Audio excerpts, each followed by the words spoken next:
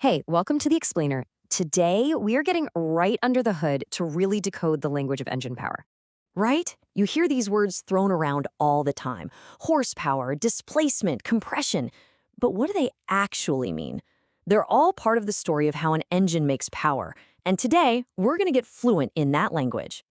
So here's our game plans. We're going to start with the engine's basic anatomy, then talk about volume and why it matters, trace the incredible journey of power from fuel to motion, see how we score an engine's performance, and finally, we'll wrap it all up.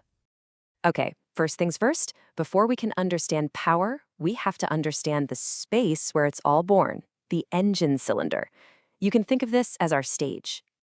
Every stage has dimensions, right? Well, for an engine cylinder, its width is called the bore. It's really that simple. It's just the diameter, the distance from one side of the cylinder wall straight across to the other. And if the bore is the width of our stage, then the stroke is the performance space for our main actor, the piston. It's the total distance that the piston travels up and down inside that cylinder. Now, this piston isn't just wandering around. It moves between two absolute limits. At the very top of its travel, you have top dead center, or TDC, and at the absolute bottom, you have bottom dead center, BDC. The entire path between those 2 points, that's the stroke we just mentioned. So now that we have our stage dimensions, the bore and the stroke, let's see how that physical space defines an engine's potential to make power. And really, it all comes down to volume. You've got two key volumes to know here. The swept volume is the big one. It's the entire space the piston moves through on its journey. But when the piston is at the very, very top, at TDC, there's still this tiny bit of space left over. That's the clearance volume. And that little space is where all the magic of combustion actually happens. And it's really this simple. The total volume inside the cylinder is just those two parts added together. The space the piston travels through, plus that little bit of space left at the top. That's it. Okay, now this is a big one, the compression ratio. This is a huge deal in engine performance. It's a number that tells you how much that air-fuel mixture gets squeezed. Just imagine the piston at the bottom with a cylinder full, and then at the top, squishing all of that into that tiny clearance volume. A higher ratio means a much bigger squeeze, and a bigger squeeze almost always means a bigger bang, which means more power. All right, so we've set the stage. We understand the potential. Now let's follow the actual story of power itself. From the raw energy that's just locked inside the fuel, all the way to the motion that actually turns the wheels. This journey really has 4 key stages. We start with the absolute maximum power possible in the fuel, then we see what's created in the cylinder, then what gets lost along the way, and finally, what actually gets delivered to do useful work. It all begins right here with fuel power. This is the absolute 100% maximum amount of energy we have to play with. Think of it as our starting point before a single drop of it is converted into motion. Next up, we have the ideal versus the real. Indicated power is the theoretical power generated by that explosion pushing down on the piston. It's the gross power. But brake power, that's the net power. It's what you can actually measure and use at the crankshaft after the engine has taken its cut just to run itself.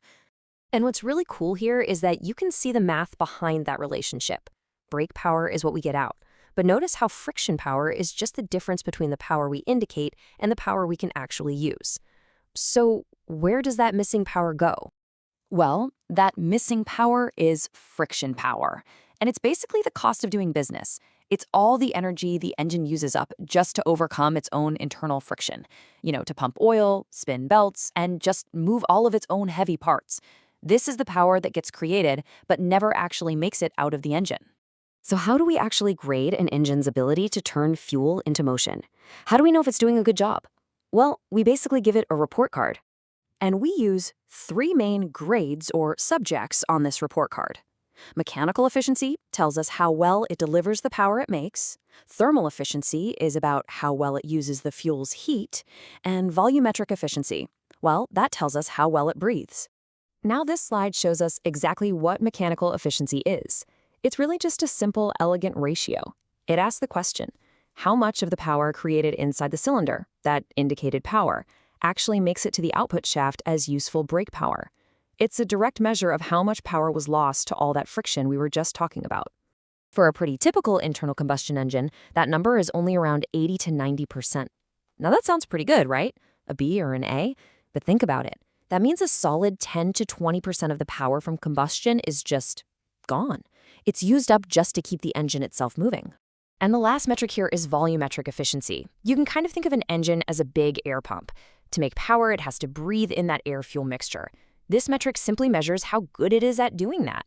Better breathing means more fuel and air gets in, and that means more potential power out. Okay, so we've covered a ton of ground here. We've gone from the physical size of a cylinder all the way to efficiency ratings. So what's the big takeaway from all this? At the end of the day, these aren't just abstract terms for engineers. They are the language that tells the complete story of an engine's performance. It's the story of converting fuel's raw potential into a fiery explosion, accounting for every single loss along the way, all the way to the final, usable power that actually moves you down the road. And that leaves us with a really fascinating question for the future, doesn't it? We've spent over a century perfecting this language for the combustion engine, but as we shift to electric motors, which are totally different animals, how will our metrics for power, performance, and efficiency have to evolve? What's going to be the compression ratio for tomorrow's vehicles? Something to think about. Thanks for watching.